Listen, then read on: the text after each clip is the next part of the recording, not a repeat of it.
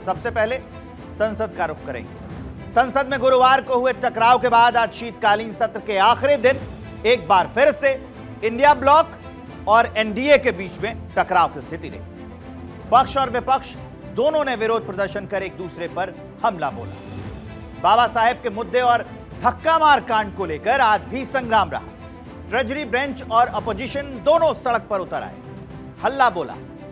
BJP और कांग्रेस सहित विपक्ष के सांसदों ने एक दूसरे पर अंबेडकर का अपमान करने का आरोप लगाते हुए विरोध प्रदर्शन किया और एक दूसरे पर निशाना भी साधा।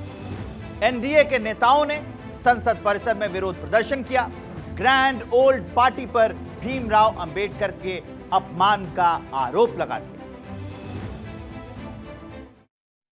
जानते थे कि एक पीसफुल डेमोन्स्ट्रेशन चल रहा है, लेकिन तो भी वे जानबूझकर और दुर्भावना के साथ धक्का मुक्की करते हुए हमारे जो जितने भी मेंबर्स ऑफ पार्लियामेंट वहां पे पीसफुली डेमोन्स्ट्रेट कर रहे थे उनके बीच में से निकले।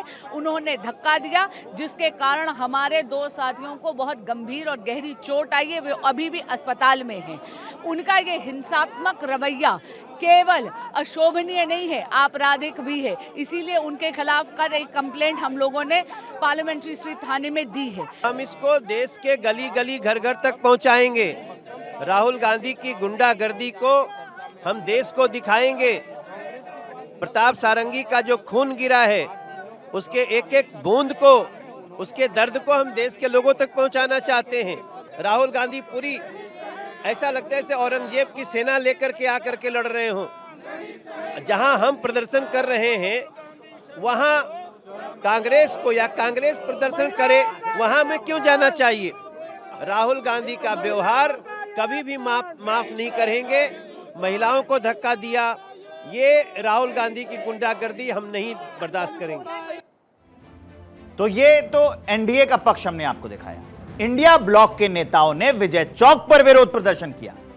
विजय चौक पर कांग्रेस के सांसद प्रियंका गांधी ने विरोध किया और फिर विजय चौक से लेकर पार्लियामेंट तक मार्च निकाला। अब ये जानते हैं कि इन्होंने जो किया, इनकी असली भावना निकल आई है। जो अंबेडकर जी के प्रति इनकी असली भावना है वो निकल आई है। इसलिए अब ये अब ऑपोजिशन से डर रहे हैं, क्योंकि हम इस मुद्दे को उठा रहे हैं, क्योंकि इस मुद्दे से जुड़ा पूरे देश का हित है। हमारा संविधान अंबेडकर जी की देन है और इस देश की जनता की देन है और हमारी आजादी की लड़ाई की देन है, और उनका इस तरह से अपमान हिंदुस्तान नहीं सहेगा। भारतीय जनता पार्टी का एक बहुत सोचा समझा मॉडल है कि वो पहले अनकॉन्स्टिट्यूशनल काम करते हैं, गैर कानूनी काम करते हैं, और अगर आप उसमें विरोध करने आते हैं तो प्रशासन से, शासन से आपके खिलाफ कार्रवाई करते हैं। जिस तरह का भाव राज्यसभा में था वो बाबा साहब भीमराव अंबेडकर जी का अपमान है। कल संसद परिसर में धक्का मुक्की हुई। उसके बाद लोकसभा अध्यक्ष ओम बिरला ने सत्ता पक्ष और विपक्ष के सांसदों को निर्देश दिया है कि कोई भी राजनीतिक दल, सांसद और सांसदों का समूह संसद के किसी भी द्वार पर प्रदर्शन नहीं कर सकता। बताया जा रहा है कि लोकसभा अध्यक्ष ने सख्त निर्देश जारी किए हैं। किसी भी सांसद को संसद भवन के किसी भी गेट पर विरोध प्रदर्शन करने की अनुमति नहीं देने की बात उसमें कही गई है। कल भी संसद परिसर में एनडीए और इंडिया ब्लॉक के विरोध प्रदर्शन चल रहे थे। इसी दौरान धक्का मुक्की हो गई। उसमें बीजेपी के 2 सांसद जख्मी हो गए। दोनों सांसदों को राम मनोहर लोहिया आरएमएल अस्पताल में भर्ती कराया गया। घायल सांसदों का नाम मैं आपको बता देता हूं, प्रताप सारंगी और मुकेश राजपूत। दोनों अभी भी अस्पताल में हैं। बीजेपी का तमाम नेता अस्पताल जाकर जख्मी दोनों सांसदों से हालचाल पूछ रहे हैं। आज एक बार से फिर से कृषि मंत्री शिवराज सिंह चौहान अस्पताल पहुंचे, हालचाल जाना और फिर कांग्रेस पर हमला बोला। अहंकार से भरे ये लोग अपने सामने दूसरों को कुछ समझते ही नहीं है। कल जो आचरण किया वो मन को व्यथित करने वाला है।